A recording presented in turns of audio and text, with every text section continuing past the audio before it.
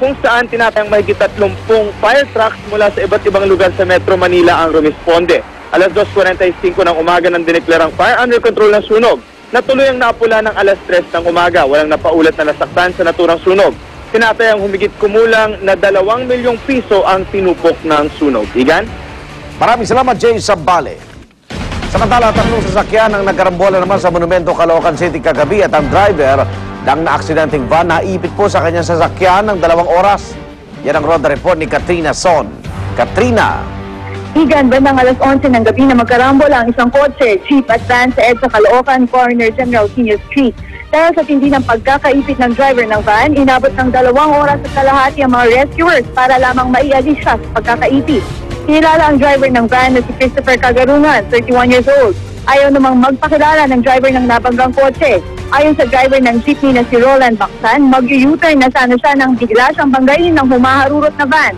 Dahil sa pagkakabanggang ito, tumilapon ng jeep sa may Center Island at ang van naman ay umikot at tumilapon sa gilid ng kalsada. Base sa initial na investigasyon ng Caloocan Traffic Sector, una raw na nabangga ng van ng isang kotse. Pagkatapos raw ay sumunod itong nabangga ang jeepney. Maaari rin daw na makasuhan ng reckless imprudence resulting to damage to property ang nagmamaneho ng nasabing van. Gan? Maraming salamat, Katrina Son. Samantala, balitang sports naman po tayo.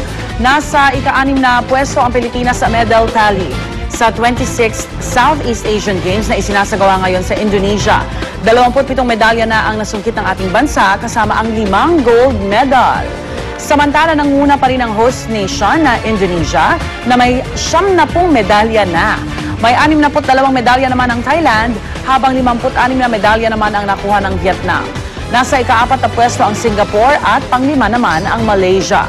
Bumubuntot naman sa Pilipinas ang Myanmar na sinusundan ng Laos at Brunei.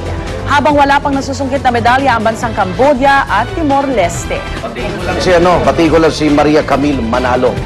Gold medalist sa Taekwondo. Taekwondo. Kasi member siya ng UST Taekwondo team. Wow!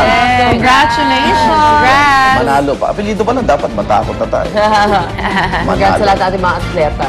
Samantala, ikinatuwa naman po ni Jeneline Magsaysay ang pahayag ni Janelle Manahan na eksklusibong pinarating sa GMA News na nais daw nitong makipagkita sa kanya. Ayon kay Jeneline, humahanap lamang daw siya ng tamang tiempo para makita ang kasintahan ng kanyang 5 anak na si Ramjel. Hangad din ni Magsaysay ang agarang pagaling ni Janelle na itinuturing na rin daw niyang bilang isang anak. Eksklusibong nakapanayam ng GMA News si Jeneline matapos itong magsimba. I feel for her, and I know she feels also for me. And we are one spirit. We can understand each other. Balita naman mula sa Hawaii kung saan bumisita sa Pearl Harbor si Pangulong Noynoy Aquino para sa unang araw ng 2011 APEC Summit. Nagalay ng bulaklak ang Pangulo sa USS Arizona Memorial kung saan mahigit 1,000 ang nasawi sa pambobomba nung simula ng World War II. At sa pagpunta ni Pangulong Aquino sa Hawaii, sinalubong naman siya ng mga taga-suporta ng pamilya Marcos na nais maihimlay si dating Pangulong Ferdinand Marcos sa libingan ng mga bayani. Ayon sa chairman ng Marcos for Peace Movement na si Rick Agnes, kung hindi man daw mailibing si Marcos sa libingan ng mga bayani, bigyan na lamang ito ng full military honors. Hindi pa nakukuha ng Pangulo ang open letter ng grupo pero ayon kay Presidential Spokesperson Edwin Lasierda, hindi na umano magbabago ang desisyon ng Pangulo. Samantala ngayong araw na ang nakatakdang libing ng ama ni Iza Calzado na si Direk Lito Calzado. Ayon sa anak ng direktor na si Dash, ililibing si Direk Lito sa tabi ng puntod ng asawa sa Himlayang Pilipino sa Tandang Sora. Bago nito, isang pribadong misa ang isasagawa mamayang alas 10 ng umaga sa mga Carmel Church para kay Direk Lito. Ang anak na babae ng direktor na si Iza, larawan ng katatagan sa gitna ng pagdadalamhati. Hanga raw siya sa pinakitang katatagan ng ama habang nakikipaglaban sa sakit na liver cancer. Kaya kahit may sakit itong mga nagdaang araw, sinikap ng aktres na madalaw at makasama ang ama bago ito pumanaw noong Biyernes ng tanghali. Aminado si Iza, daddy's girl siya at marami siyang hindi malilimutang alaala noong nabubuhay pa ito. Nakikiramay po ang buong unang hirit sa pamilya ni Direk Lito Calzado.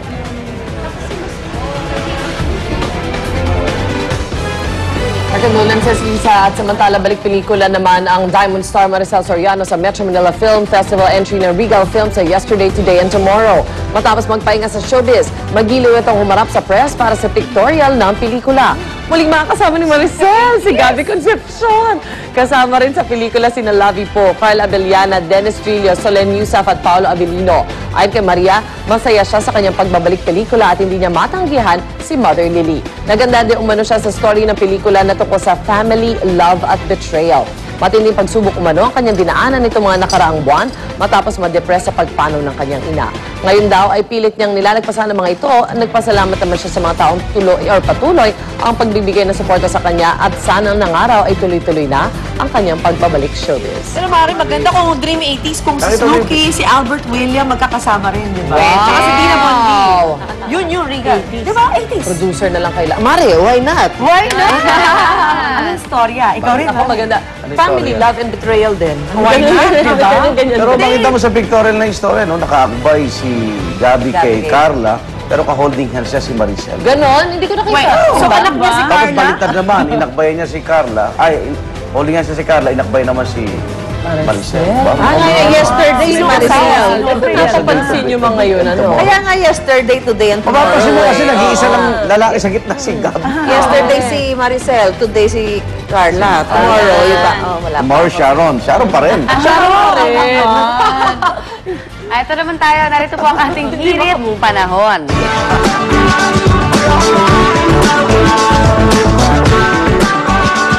Namataan po ang isang low-pressure area 700 kilometers east of southern Mindanao na nakapaloob sa Intertropical Convergence Zone. At dahil po dito, makakaranas tayo ng maulap na pamawirin na may kasamang kalat-kalat na pag-ulan sa southern Luzon, Visayas at Mindanao. Pinag-iingat din ang mga nasa eastern at central Visayas at maging sa northern Mindanao sa banta ng flash flood at landslide. Samantalang sisikat ang araw ngayong araw ng 5:56 ng umaga at maaga naman itong lulubog mamayang 5:24 ng hapon. I-check naman natin ang lagay ng panahon sa iba't ibang dako ng Pilipinas.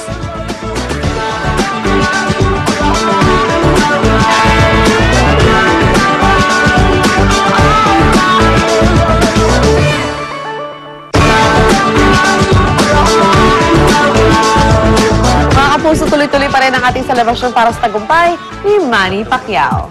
Kaya eto at makakasabay na natin ang mga chikiting ni Manny at Jinky Pacquiao mula sa kanilang tahanan sa Binyan, Laguna. Nandoon si Love Anyover. Hi, Love! Good morning, Novelia. Hello, everyone! Happy morning! I'm sure lahat tayo na personally ay hinaan ko lang yung boses ko pala.